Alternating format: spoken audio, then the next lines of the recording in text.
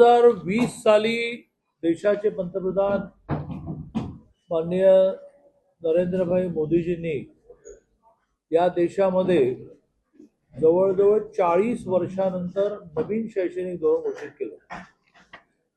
नवीन शैक्षणिक धोरणाची बाकी माहिती सांगणं हा केव्हा तरी वेगळा प्रेस कॉन्फरन्सचा विषय असू शकतो, पण त्यात त्यांनी प्रमुख मुद्दा मांडला तो व्यवसायाभिमुख शिक्षण असलं पाहिजे, एज्युकेशन।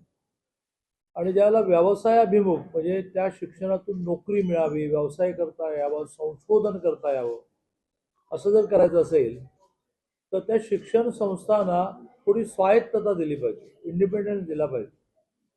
त्याच विद्यापीठाच्या त्याच कोर्सेसमधून त्या विद्यापीठाने पण नवीन नवीन गोष्टी खूप करायच्या आहेत, मुंबई विद्यापीठासारख्या विद्यापीठाने। पण ह्या काही नवीन शिक्षण संस्थांना ज्यांचा ऑलरेडी व्याप खूप मोठा आहे त्यांना जर आपण स्वायत्तता दिली तर त्यातून नवीन कोर्सेस ते करतील की जी जगाची रिक्वायरमेंट आहे।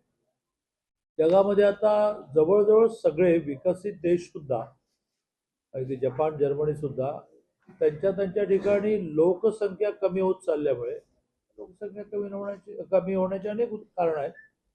त्यात तरुण तरुणींनी लग्न न करणं, मुलं होऊ न देणं, अशी वेगळी कारणं आहेत।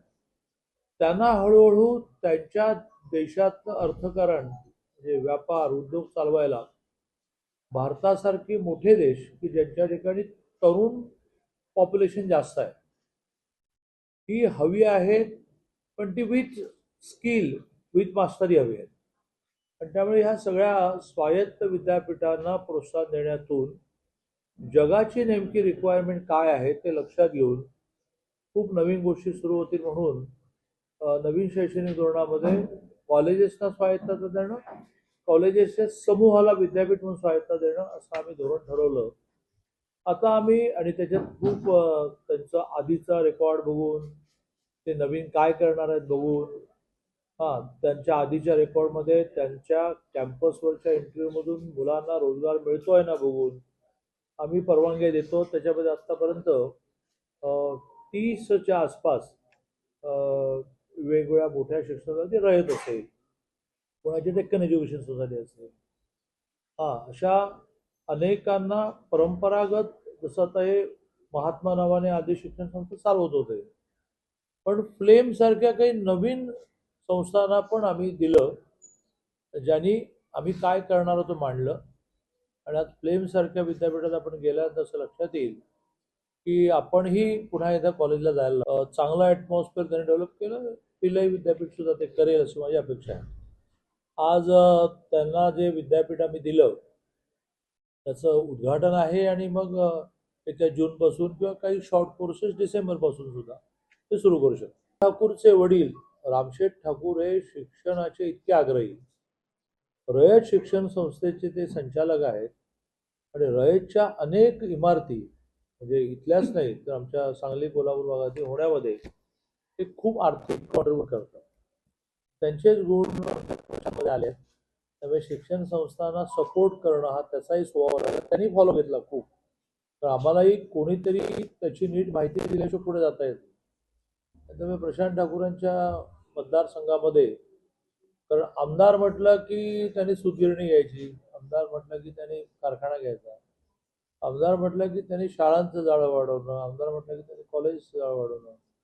कारण आगामी सगळा काळ हा वेल्थ जी आहे ती ह्युमन रिसोर्सेसच आहे। वेल्थ हे गोल्ड नाही आहे, माणसं चांगली मिळणं। आणि त्या अर्थाने प्रशांतचं मी खूप अभिनंदन करतो की ज्या दिवशी GR काढूनच मी आलो, आजच आम्ही GR काढला। विद्यापीठ कॅम्पसमधील 700 प्राध्यापकांची भरती ही 2 वर्ष आधीचे राज्यपाल आता उपराष्ट्रपती झाले यांनी 80-20 नावाचा एक आग्रह धरला जो युनिव्हर्सिटी ग्रँट कमिशनच्या नियमामध्ये बसत नव्हता।